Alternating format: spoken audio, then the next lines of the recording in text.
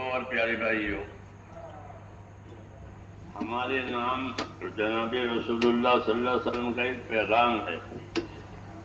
آج کل تو پیغام کی دنیا میں یہ میسج ہے، یہ میسج ہے، یہ میسج ہے، تو ہمارے نام بھی ایک پیغام ہے رسول صلی اللہ علیہ وسلم کا۔ جتنا وہ اہم ہے اتنا ہی وہ بھلایا گیا ہے، جتنا وہ پیغام اہم اور ضروری ہے اتنا ہی اس کو بھلایا گیا ہے۔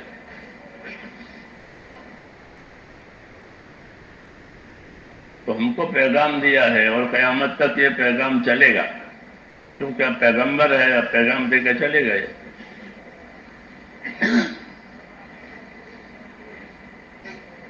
اس پیغام میں دو باتیں ہیں، ایک بشارت ہے اور ایک ذمہ داری کی طرف توجہ دلائی ہے۔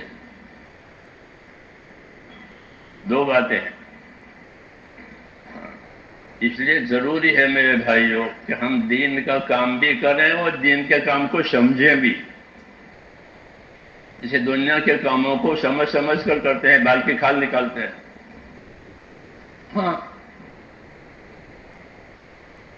دین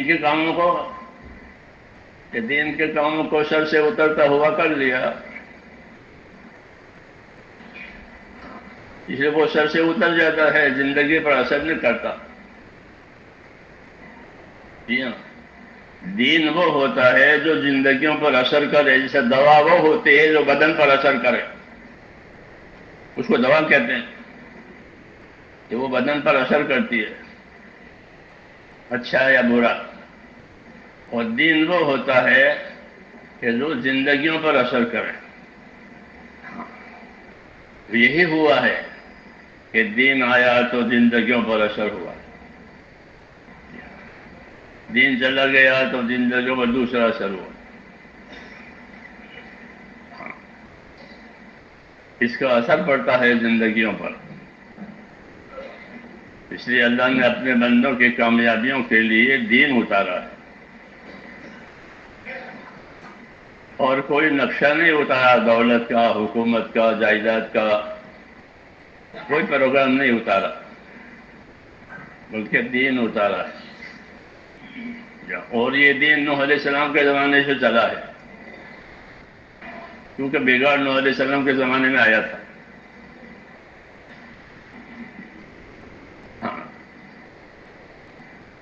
کہ شرع لکم من الدین ما وصی بہ نوح، تم کو اسی دن کی وصیت کی جا رہی ہے جس کی وصیت نوح علیہ السلام کے زمانے میں کی گئی تھی۔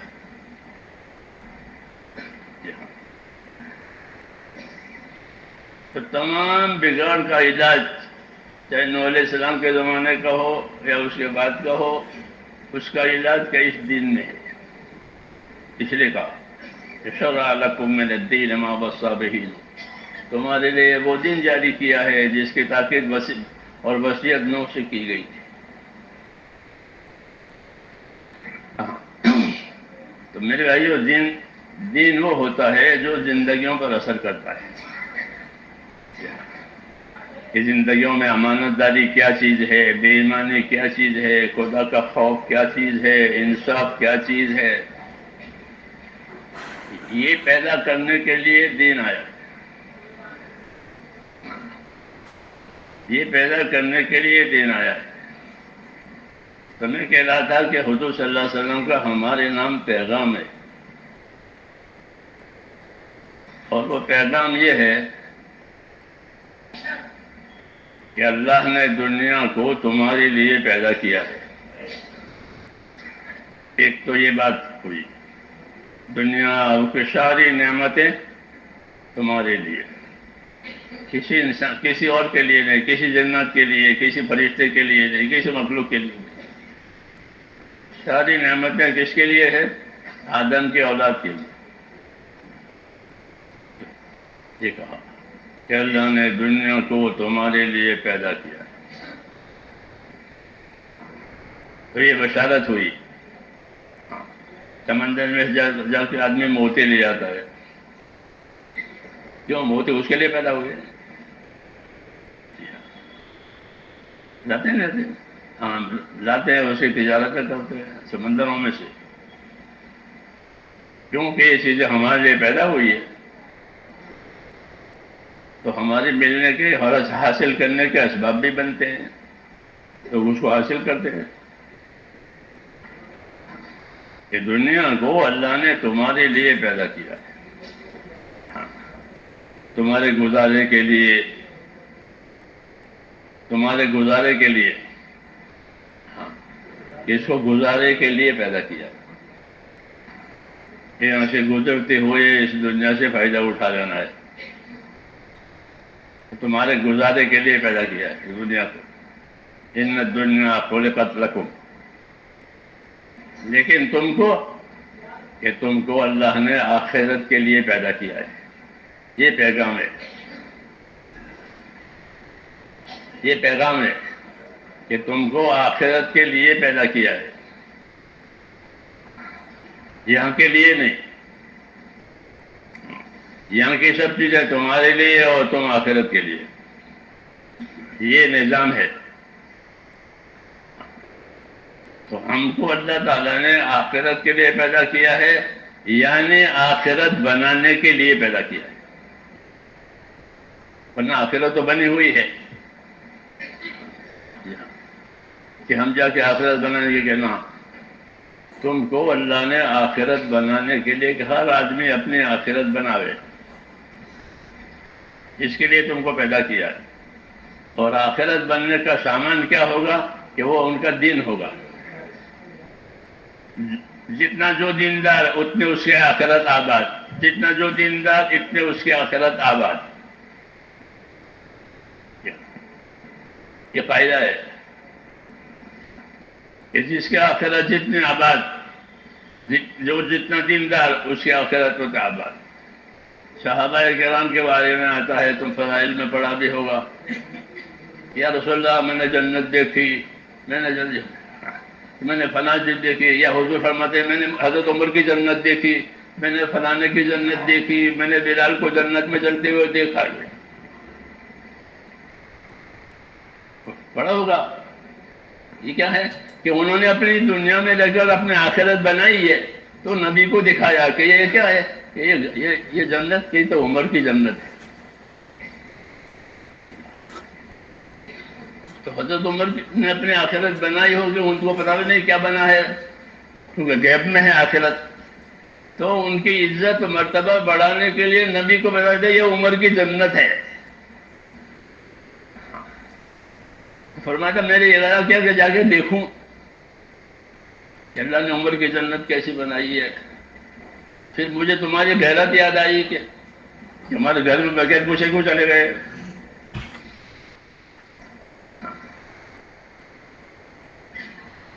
یہ آخرت بننے کی مثالیں ہیں. تو یہی بات حضور رہبری کر رہے ہیں، ان الدنیا خلقت لکم وانکم خلقتم للآخرہ. دنیا کو اللہ نے تمہارے لیے پیدا کیا ہے. تو جیسے تمہارا رہنا یہاں یقینی نہیں ہے، تمہاری دنیا کا رہنا بھی یقینی نہیں ہے. جی ہاں، یہاں رہنا وہ یقینی نہیں ہے، مدت کے لحاظ سے بھی پتہ نہیں کون کتنا رہے گا.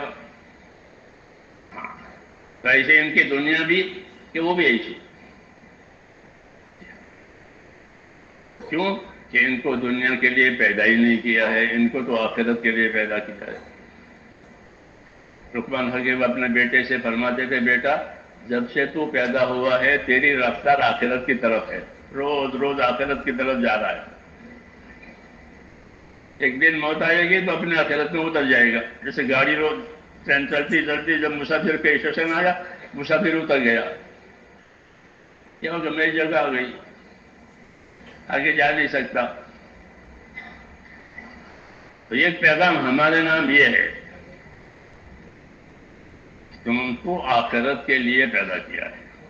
یہ پیغام ہم کو پہنچایا ہے، اور اس لیے پہنچایا ہے کہ ہر آدمی اپنی آخرت بناوے. یا تو وہ بگاڑے گا اپنی آخرت یا بناوے گا، دونوں میں سے ایک بات ہوگی. یہ نہیں کہ کچھ دکھا تو جیسے ویسے رہے گی کہ نا، یا تو اس کی آخرت بگڑے گی یا اس کی آخرت بنے گی، دونوں میں سے ایک بات ہوگی۔ اس لیے یہ آگاہ کیا ہے کہ اپنی آخرت بناؤ، تم کو اللہ نے آخرت کے لیے پیدا کیا ہے۔ اور دوسری بات اللہ تعالیٰ نے کہی ہے، اللہ تعالیٰ نے یہ کہا ہے کہ میں نے تم کو دنیا دی ہے، مال دیا ہے، اولاد دی ہے، تندرستی دی ہے، بہت چیزیں دی ہے، کہ میں نے تم کو دنیا دی ہے تو تم اپنی دنیا سے آخرت بناؤ، تم اپنی دنیا سے آخرت بناؤ۔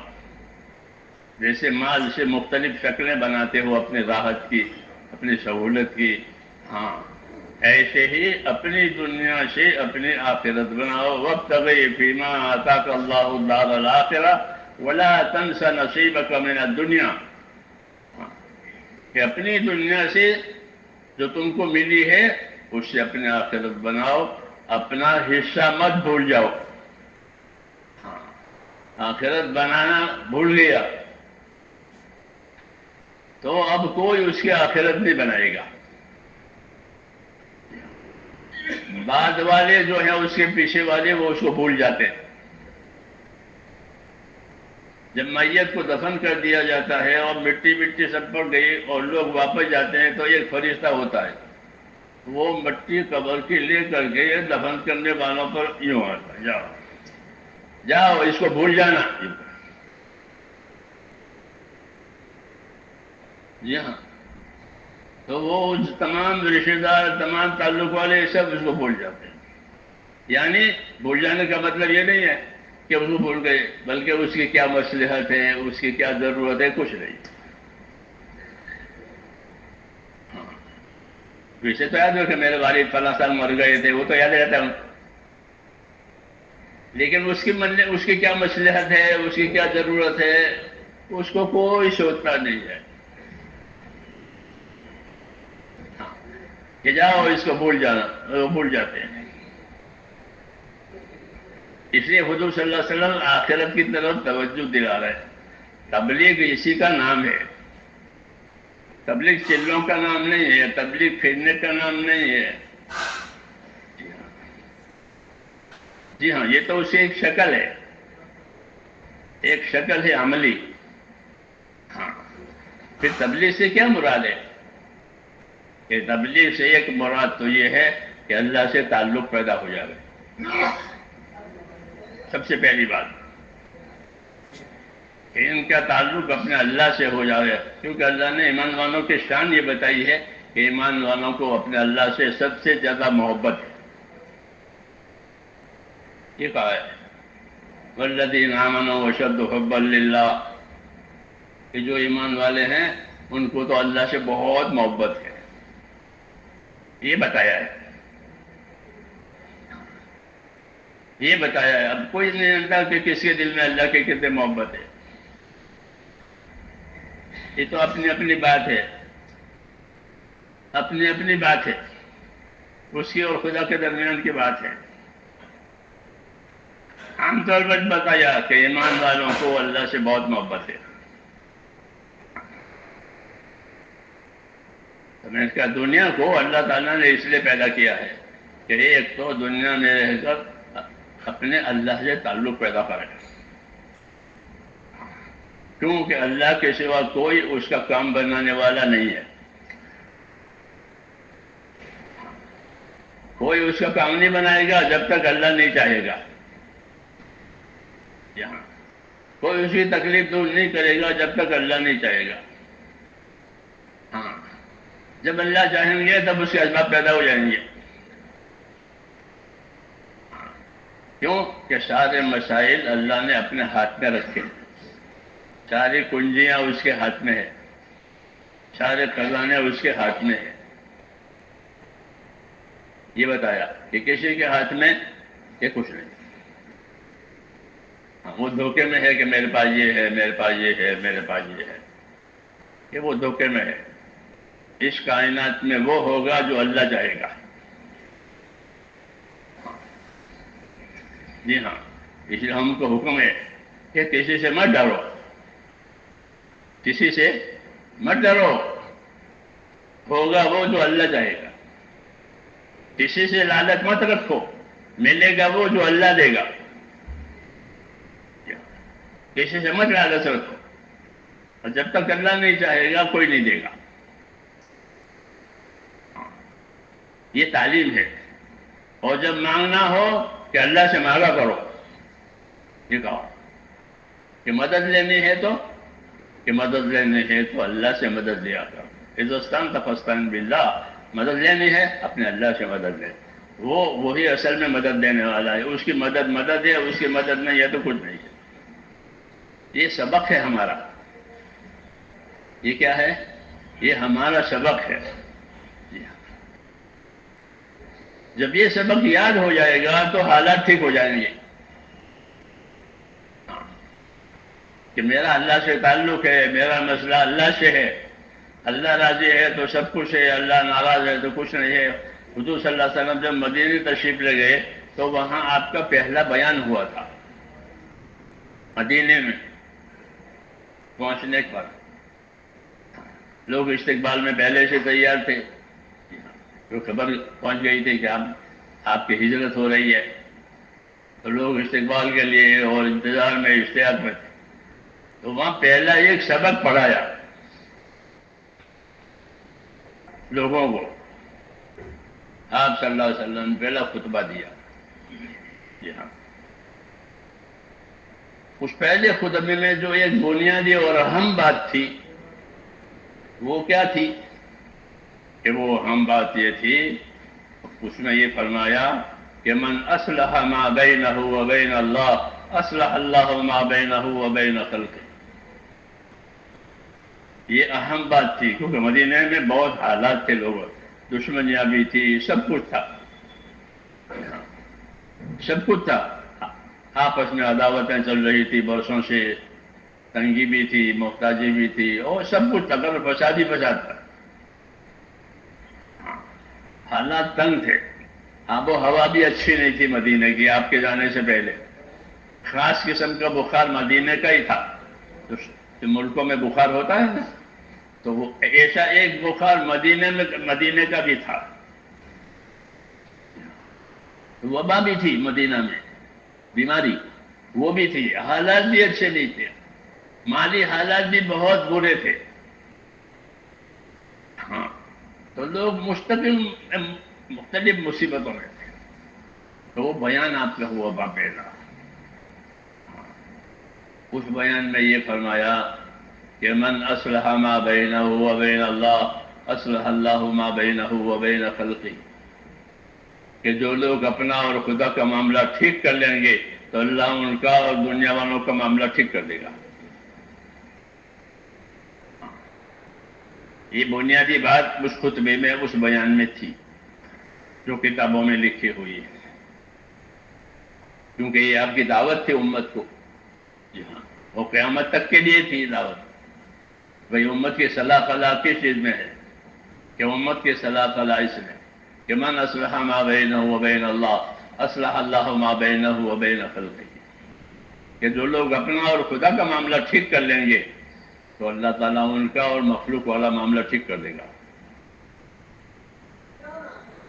یہ تھی دعوت کہ اپنا معاملہ، آدم کی اولاد اپنا معاملہ اللہ سے صحیح کرے۔ جی ہاں، کہ اللہ سے معاملہ صحیح کرنے کا کیا مطلب ہے؟ کہ اللہ سے معاملہ صحیح کرنے کا مطلب یہ ہے کہ زندگی اللہ کے اطاعت پر آوے، زندگی اللہ کے اطاعت پر آوے۔ اپنے بارے میں یہ نہیں سمجھے کہ ہم تو ہیں اطاعت والے، ہم تو ہیں اطاعت والے، یہ نہیں، ایسا نہیں ہے، وہ تو اس کے خیال ہے۔ یہود نصارہ کہتے تھے ہم تو اللہ کے دوست ہیں، ہم تو اللہ کے بیٹے ہیں، یوں کہتے تھے۔ ہاں، حالانکہ وہ اللہ کے دشمن ہیں، مگر کہتے تھے کہ ہم تو نبیوں کے اولاد ہیں، اس لیے ہم تو اللہ کے دوست ہیں، اللہ کے بیٹے ہیں، یہ کہتے ہیں۔ حالانکہ ان پر رات دن عذاب آتا رہتا تھا، جب ان سے کچھ ہوا کہ غضب آ رہا، اللہ نے کہا تم اللہ کے بیٹے پوتے ہوتے تمہیں روز روز عذاب کیوں آتا ہے؟ تو وہ دعوے میں جھوٹے تھے. تو یہ سب باتیں ہم کو سنائی گئی ہیں. کیوں؟ تاکہ ہمارا معاملہ اللہ تعالیٰ سے صحیح ہو جائے. یہ اصلی تبلیغ یہی ہے کہ ہر بندے کا معاملہ اس کے پروردگار سے صحیح ہو جائے. اسی کو حضور نے فرمایا تھا کہ من اصلح ما بینہ و بین اللہ اصلح اللہ ما بینہ و بین خلقہ. کہ جو لوگ اپنا اور خدا کا معاملہ صحیح کر لیں گے تو اللہ ان کا اور مخلوق والا معاملہ صحیح کر دے گا. کہ زمین بھی ان کی موافقت میں، آسمان بھی ان کی موافقت میں، فرشتے بھی ان کی موافقت میں، ہوا پانی سب ان کی موافقت میں ہو جائیں گے. کیوں؟ کہ اللہ سے موافقت ہو گئی، اللہ سے لڑائی ہو گئی. اللہ سے لڑائی ہو گئی کہ ساری مخلوق لڑے گی. ہاں، ساری مخلوق لڑے گی، ساری مخلوق مخالفت کرے گی، ساری مخلوق ان سے ضد کرے گی.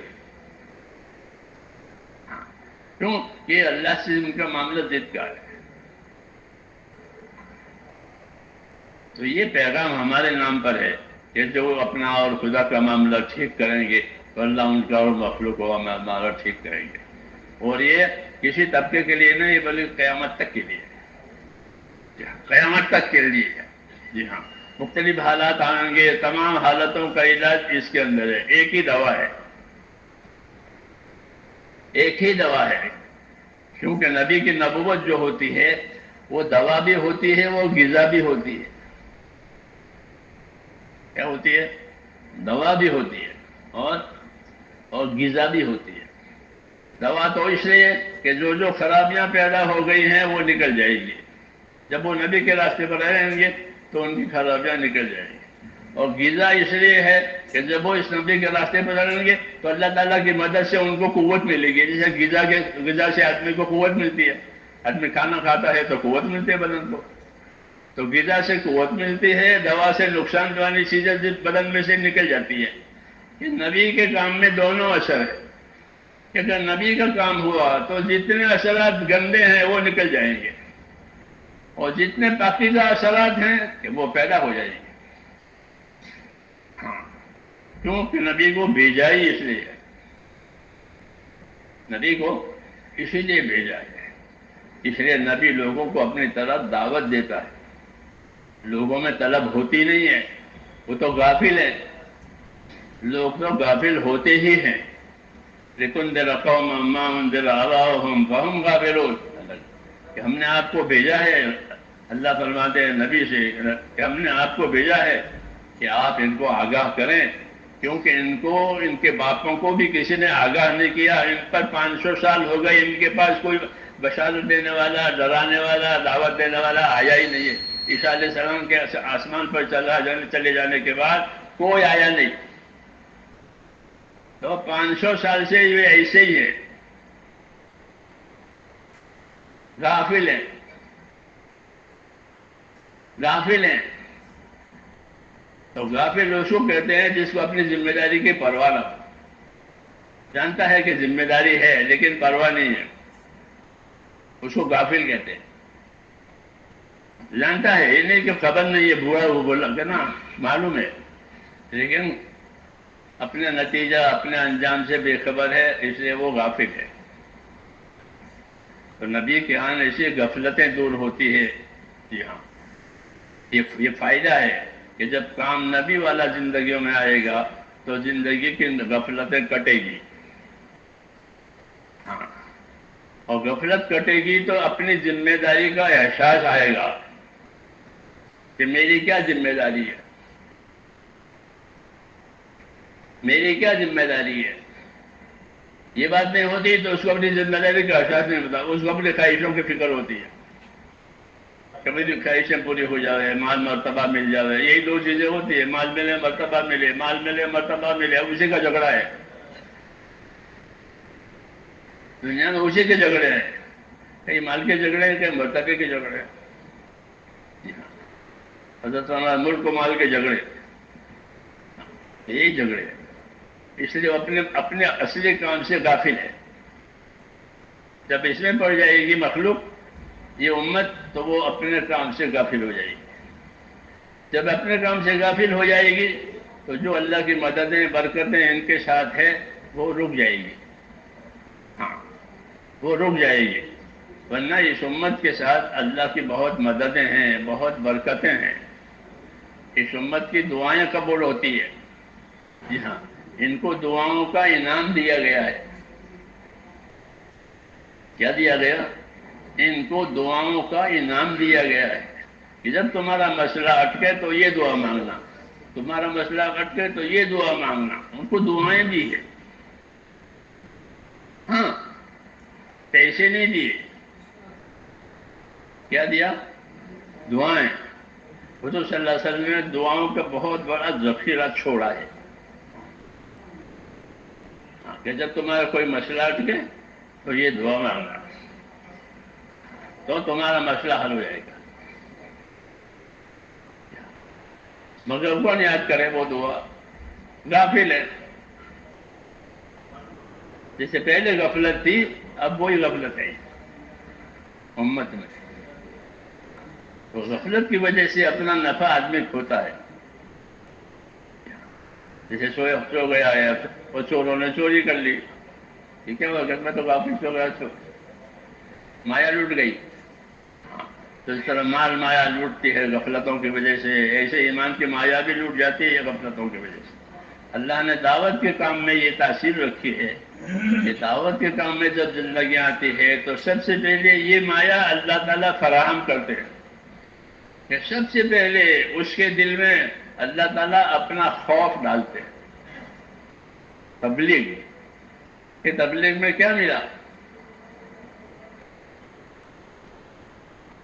حضرت عمر فرماتے تھے ہم کو اللہ تعالیٰ نے اپنا خوف دیا ہے.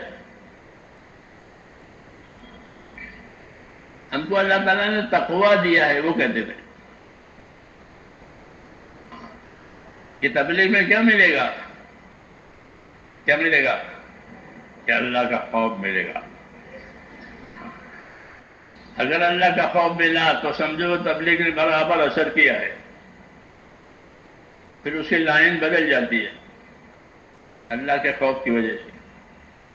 جی ہاں، حدیث شریف میں حضور صلی اللہ علیہ وسلم دعا مانگتے تھے، اللہم اقسم لنا من خشیتک ما تحول به بیننا وبین معاصیک. اے اللہ تو مجھے اپنا ڈر دے.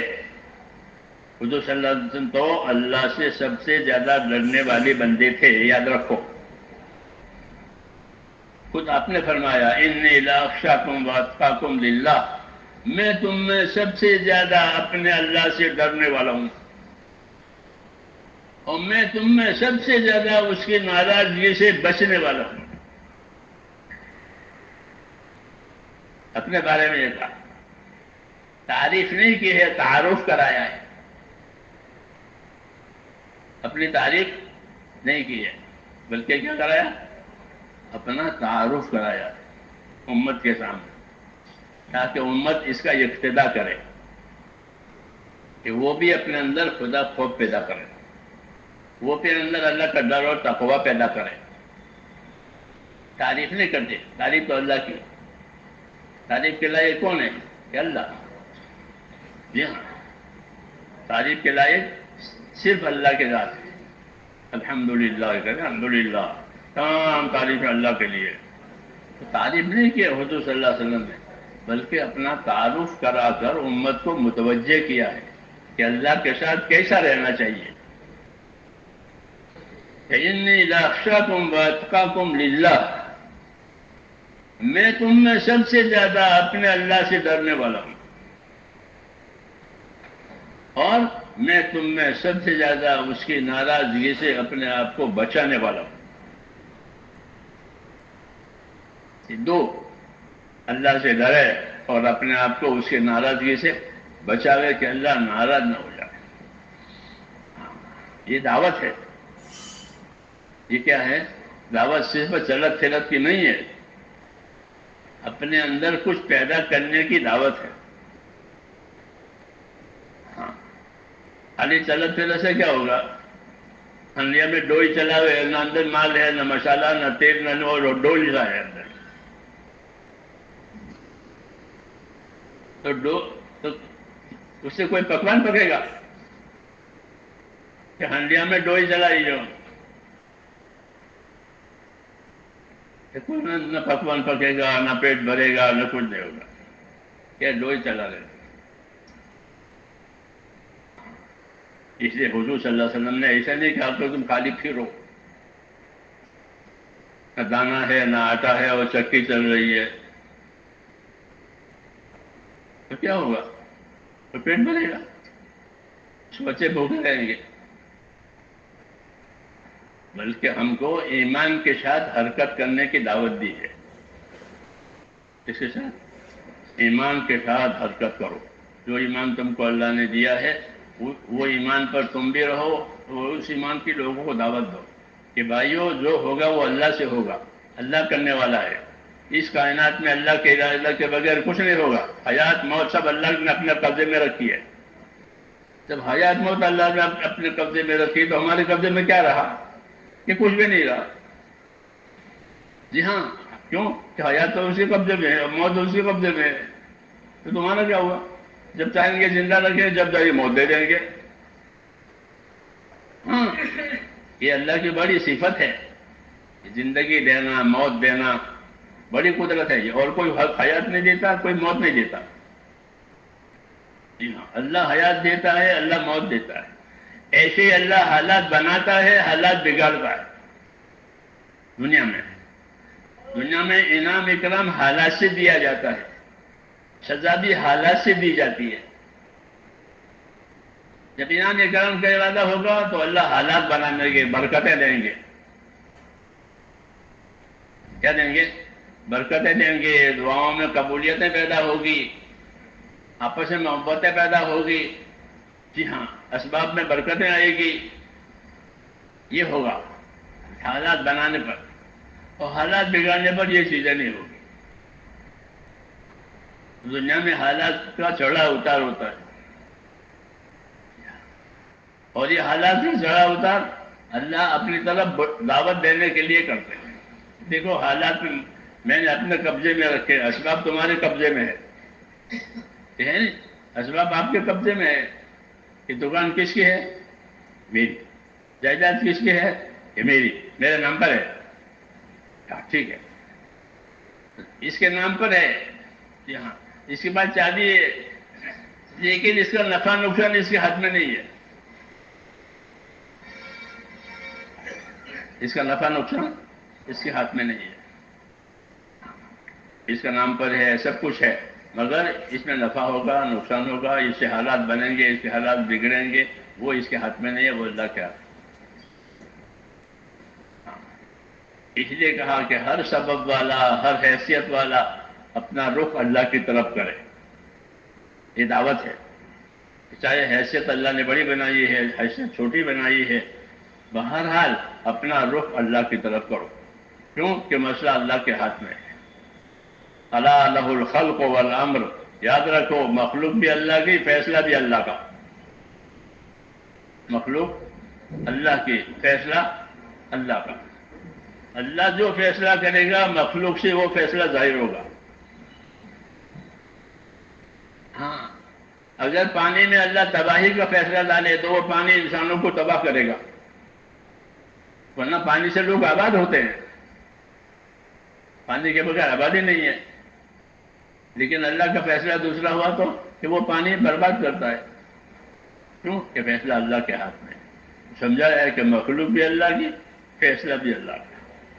جو اللہ فیصلہ کرے گا وہ ہوگا. اس لیے کیا کرو کہ اللہ سے فیصلے کرواؤ. ہمارے حاجی عبداللہ صاحب کہتے تھے کہ تم کیا کرو گے؟ اللہ سے کراؤ. تم کیا کرو گے؟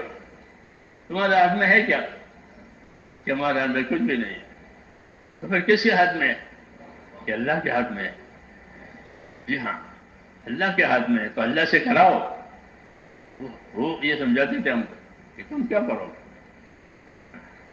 تم سے، تمہاری چیزوں سے کچھ نہیں ہوا. وہ تو خالی برتن کی طرح سے. مولانا یوسف فرماتے تھے کہ تمام اسباب انسانوں کے خالی برتن کی طرح سے. جیسے چائے کی پیالیاں ٹرے میں رکھی ہوئی ہے، تو آپ چائے ڈالو گے تو وہ پیالیاں چائے سے بھر جائے گی، دودھ ڈالو گے تو دودھ سے بھرے گی، چھاچھ ڈالو گے تو چھاچھ سے بھرے گی، نہیں ڈالو گے تو خالی رہے گی. وہ پیالیاں کچھ نہیں کرتی، وہ تو خالی پڑی ہوئی ہے. تو ذرا دنیا کے اسباب خالی برتنوں کی طرح سے ہے، جو حال اللہ ڈالے گا وہ ہوگا. جی ہاں، اگر اللہ نے اس میں راحت ڈالی ہے تو انسانوں کو اس اسباب سے راحت ملے گی، اور اللہ نے تکلیف ڈالی ہے تو اس اسباب سے ان کو تکلیف ہوگی. کہ دنیا کا ہر سبب اللہ کے سامنے منہ کھلا ہوا ہے، جو اللہ اس میں ڈالیں گے وہ ہوگا. اللہ کے فیصلے آسمانوں سے زمین پر آتے ہیں، اللہ کے فیصلے آسمانوں سے زمین پر آتے ہیں. یدبر الامر من السماء الى الارض، کہ اللہ تدبیریں کرتے ہیں، فیصلے کرتے ہیں آسمانوں سے زمین کی طرف. زمین پر اللہ کے فیصلے آتے ہیں، خیر کے، شر کے، نفع کے، نقصان کے، دشمنیوں کے، محبتوں کے، ہر قسم کے فیصلے وہاں سے آتے ہیں. جی ہاں، اللہ ہی فیصلہ کرنے والا ہے. اس لیے میرے بھائیوں، ہم کو دعوت دی ہے. ہماری تبلیغ میں پہلا نمبر کون سا ہے؟ لا الہ الا اللہ. کسی کے ہاتھ میں کچھ نہیں ہے اور اللہ کے ہاتھ میں سب کچھ ہے. جب اللہ کے ہاتھ میں سب کچھ ہے تو اللہ سے لینے کا کیا راستہ ہے؟ ایک ہی راستہ ہے، وہ کیا؟ کہ اللہ کے بندے بن جاؤ. کیا بنو؟ کونوا عباد اللہ اخوانا، اللہ کے بندے بنو. مدینہ والوں میں حضور نے جا کر یہ دعوت دی کہ اللہ کے بندے بنو اور آپس کے بھائی بنو. یہ دعوت دی، کونوا عباد اللہ اخوانا، اللہ کے بندے بنو، یعنی اللہ کے اطاعت پوری طرح کرو، اور آپس کے بھائی بنو. کیونکہ ورنہ لڑائی ہوتی، مشہور تھی دو قبیلوں کی جنگ، تاریخی جنگ ہے وہ. کہ اس کو ختم کرو، اس کو ختم کرو، اللہ کے بندے بنو، یعنی اللہ کے اطاعت پر آؤ. دنیا میں اللہ نے اپنے اطاعت کا معاملہ رکھا ہے بندوں کے ساتھ کہ لوگ میرے اطاعت سے زندگی گزاریں. نبی آتا ہے اطاعت کرانے کے لیے. اس لیے پہلی ذمہ داری زندگی کی یہ ہے مسلمان کے لیے کہ وہ اللہ کے اطاعت کرنے والا بنے. یہ پہلی ذمہ داری. حیات الصحابہ پڑھنے کی توفیق دے کسی کو. حضرت جی رحمۃ اللہ علیہ نے حیات الصحابہ لکھی ہے اور کہا مجھے امت سے جو کچھ کہنا تھا وہ میں نے اس کتاب میں کہہ دیا. یہ فرماتے تھے. بیچاری امت کو تو پتہ ہی نہیں ہے اندر کیا لکھا ہے، کتاب کو ہاتھ بھی نہیں لگایا ہے. یہ محرومی ہے. یہ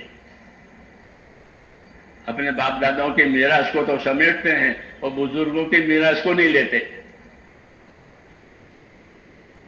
باپ دادوں کی جائیداد کو تو سمیٹتے ہیں نا سب، میرے باپ دادا کی جائیداد، اور بزرگوں کے جو جائیداد میراث ہے اس کو نہیں لیتے. اس لیے باپ داداؤں کی جائیداد نے غفلت پیدا کر دی. جی ہاں، کہ باپ دادوں کی جائیدادوں سے مالدار ہو گئے.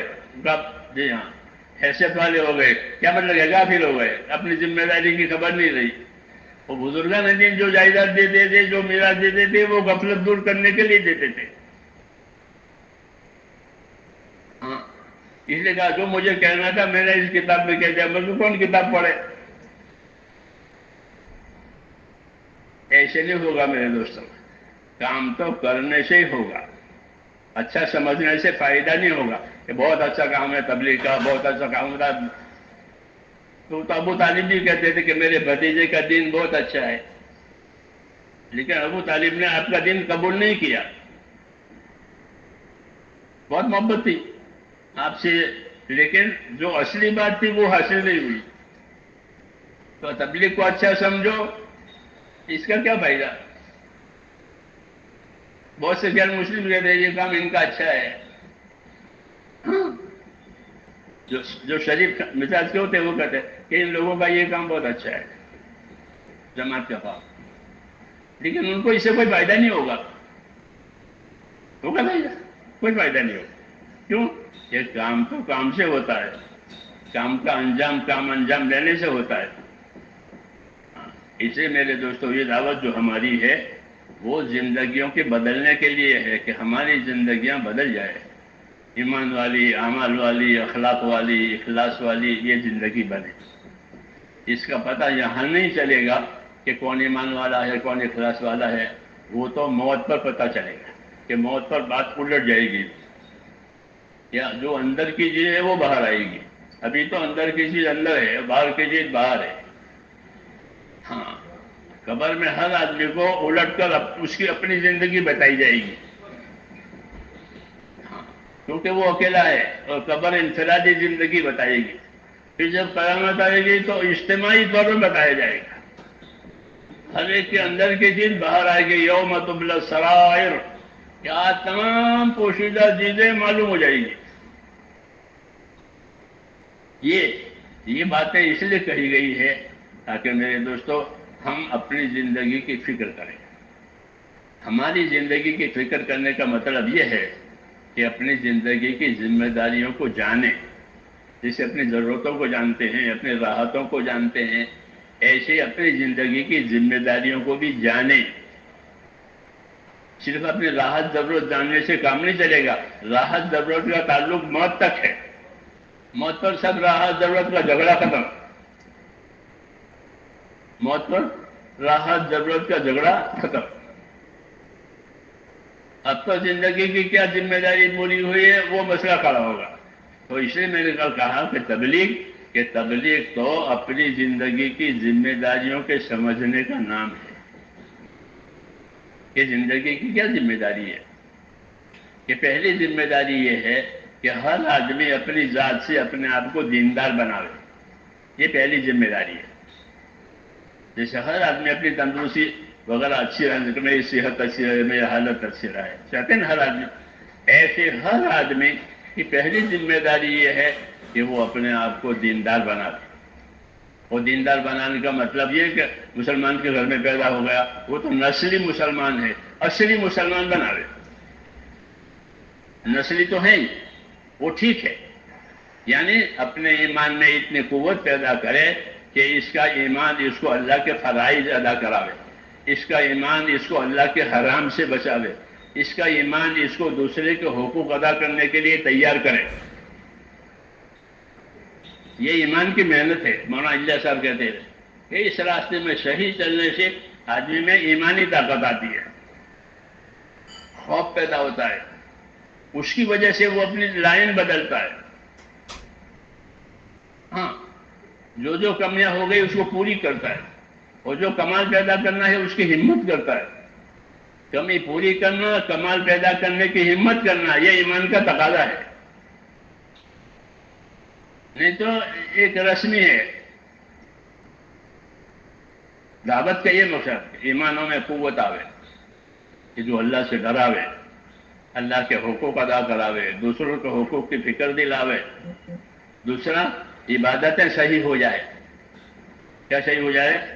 کہ ہماری عبادتیں ناقص ہیں۔ اولا تو 100% مسلمانوں میں عبادت نہیں ہے، جی ہاں، اور جو ہے وہ ناقص ہے، ہاں ناقص ہے۔ تو ہماری عبادتوں میں کمال پیدا ہو جاوے، کہ ہماری عبادتیں صحیح ہو جاوے، ایمانوں میں قوت آوے، عبادتیں ہماری صحیح ہو جاوے، ہاں، اور عبادتوں کا اہتمام کریں، کیونکہ عبادت جو ہے وہ اخلاق سدھارے گی۔ اس لیے نماز برائیوں سے روکے گی، مشہور بات ہے قرآن شریف میں کہ نماز برائیوں سے، کیوں؟ تو یہ بات ہے کہ ایمان جب عبادتیں صحیح ہوگی تو اخلاق صحیح ہوں گے، اخلاق صحیح ہوں گے تو ان کا معاشرہ، ان کا سماج صحیح ہو جائے گا۔ اخلاق خراب ہونے کی وجہ یہ ان کا سماج بگڑا ہوا ہے۔ ہاں، اس لیے یہ بات رکھی ہے کہ اپنی عبادتوں کو صحیح کرو، اپنی عبادتوں کا اہتمام کرو، کہ وہ عبادتیں اس طرح اثر کرے گی جس طرح دوائیں اثر کرتی ہیں۔ اللہ کے راستے میں نکلنے کی مصلحت بھی یہی ہے کہ اپنے گھر پر رہ کر یہ اہتمام نہیں کر سکو گے، اللہ کے راستے میں پھرو گے تو یہ سارا اہتمام ہو جائے گا۔ ایمان کے بنانے کا، عبادتوں کے بنانے کا، ایک دوسرے کی خدمت کر کے اخلاق پیدا کرنے کا، یہ ماحول اللہ کے راستے میں بنتا ہے. ورنہ تو آپس کی اپنائیت سے جھگڑے ہوتے ہیں، گھروں میں بھی، خاندانوں میں بھی، شہروں میں بھی، علاقوں میں بھی آپس کی اپنائیت سے جھگڑے ہوتے ہیں. اور اللہ کے راستے میں نکلنے کی وجہ سے اپنائیت نہیں ہوتی، بلکہ کوئی کہیں گا کوئی کہیں گا، سب کلمے پر جمع ہوئے ہیں. اس پر جمع ہوئے سب کلمے والے ہیں، تو کلمے پر جمع ہوئے ہیں تو کلمے والے اثرات آئیں گے. ہاں، یہ مصلحت ہے تبلیغ میں کہ اس میں پھرنے سے ایمانوں میں یقین آتا ہے، عبادتوں کا شوق پیدا ہوتا ہے، اخلاق درست ہوتے ہیں، اور سب سے بڑی بات یہ ہے کہ اس راستے میں پھرنے سے اپنے آخرت کی فکر پیدا ہوتی ہے. ہاں، اپنے آخرت کی فکر پیدا ہونے کی وجہ سے آگے ترقی کرے گا، اور جو پیچھے کوتاہیاں ہوئی ہیں اس کا تدارک کرے گا. کہ پیچھے نمازیں باقی رہے، بہت سے لوگوں نے برسوں کی نمازیں قضا پڑی تبلیغ میں نکل کر، کہ میری تو نمازیں قضا ہے. نمازیں قضا، نمازیں پڑھی ہے، زکاتیں بھی ہیں کہ اتنی زکات باقی ہے، کیونکہ تبلیغ میں پھرنے سے یا ملکوں میں پھرنے سے نماز روزہ معاف نہیں ہوگا، وہ تو کرنا پڑے گا. تو ہاں، تو زکاتیں بھی ہیں برسوں کے حساب کر کے کہ 18 برس سے زکات باقی ہے. جی ہاں، تو اب مالدار ہوں 18 سال سے، ایسا کس سے پیش آتا ہے؟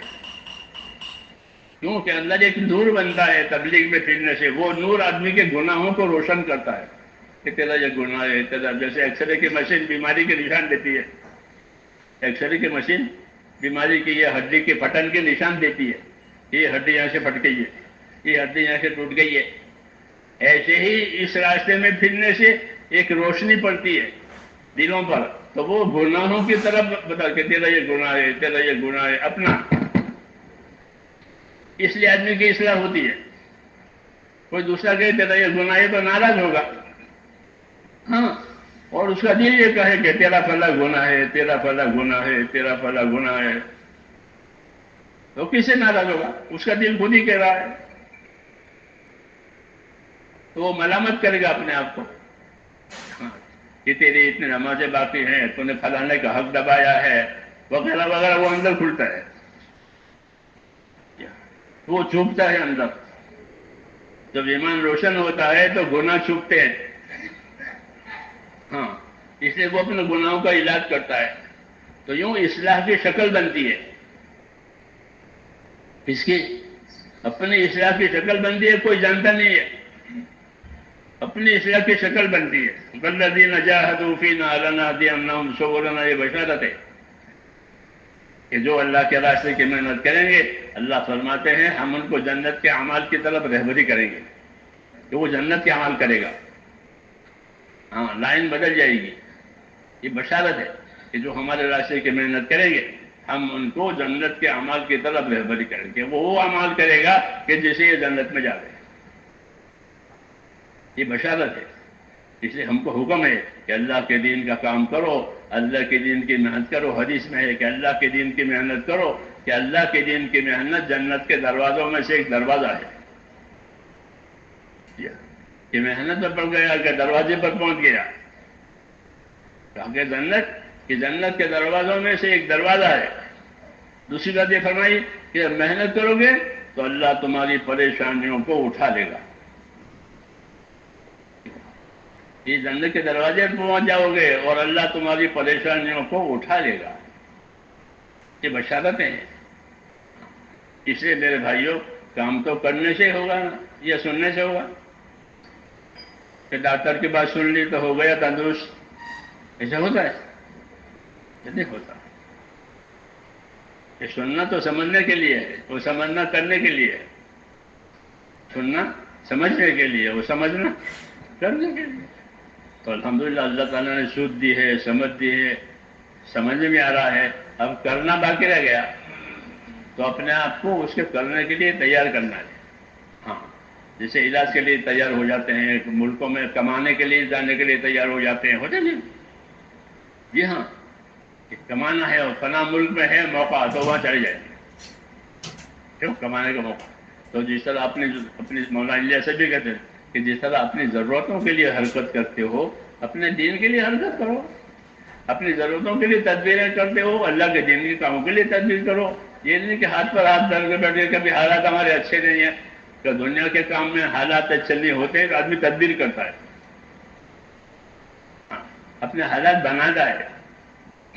جی ہاں اپنے حالات بناتا ہے. ہمارے ایک ساتھی تھے تو ان کو سعودیہ جانے کا شوق ہوا کافی سال پہلے کے بعد ہے. اب کچھ ہے نہیں اور وہاں سے ویزا بھی آ گیا کسی نے ویزا بھی لے کے جب جلدی چلے آؤ اب کچھ ہے نہیں تو اس نے اپنا رہائشی گھر بیچ دیا. غریب تو پہلے سے تھا رہائشی گھر وہ بیچ دیا. بچوں کا کہ بچوں کو کرائے پر رکھ گئے میں جا رہا ہوں میں کماؤں گا. پتہ نہیں کماتا ہے نہیں کماتا ہے. یہ کیا مطلب ہے کہ جب ایک معاملہ آیا تو تدبیر کر دی جانے کے لیے تدبیر کا گھر بیچ دیا. ہم تو نہیں کہتے تبلیغ میں گھر بیچو کہتے کہ زمین ہمارا حضرت رحمۃ اللہ علیہ تو یہ بھی مان لگا کوئی آدمی زمین بیچ کے تبلیغ میں لے جا رہے. ہمارے گاؤں میں ایک آدمی نے گھر بیچا تو وہ زمین بیچی پھر حضرت کو کارگزاری لکھی کہ میں نے کھیت بیچا ہے اور فلاں ملک میں حضرت نے فرمایا کہ زمین بیچنا بغیر مشورے کے نہیں ہونا چاہیے. تو ہمارے بزرگوں کو تو ہمارا اتنا خیال ہے کہ زمین جائیداد بیچ کے جائے گا پتہ نہیں کامیاب ہوگا نہیں ہوگا. ہم تو درمیانی چال چلانے کے لیے کہتے ہیں مگر چلنا ضروری ہے. چلنا تو ضروری ہے. جو چلے گا وہ منزل پر پہنچے گا جو نہیں چلے گا وہ کیسے منزل پہنچے گا. تو ہم کو حضور صلی اللہ علیہ وسلم نے اپنے دین ایمان کو پھیلانے کے لیے اپنی زندگیوں کو صحیح رخ پر لانے کے لیے حرکت دی ہے. جیسے چکی کی حرکت سے چاروں طرف آٹا گرتا ہے ایسے ہی ایمان والوں کی حرکت کی ذریعے چاروں طرف دین پھیلے گا. دین کی سمجھ لوگوں میں آئے گی. ہاں ورنہ اپنے اپنے اغراض میں لوگ دین کی سمجھ چھوڑ چکے ہیں. ان کو دین کی سمجھ نہیں ہے. وہ دین دانوں کو بیوقوف سمجھتے ہیں. ہاں لیکن اس میں جانیں گے تو ان کو اپنی غلطی سمجھ میں آئے گی اپنی کمی سمجھ میں آئے گی. جیسے بیمار کو اپنی بیماری سمجھ میں آ گئی تو اس کو چین نہیں ہوتا کہ میرا علاج کرو. ایسے یہاں بھی ہے. اس لیے میرے بھائیوں کہتے ہیں کہ اس کام میں اپنا وقت لگائیں اللہ کے راستے میں پھریں. یہ کوئی دوسرے کے لیے نہیں ہر آدمی اپنے لیے کرے گا. ہمارے حضرت فرماتے مولانا زکریا صاحب کہ جو کرے گا اپنے لیے کرے گا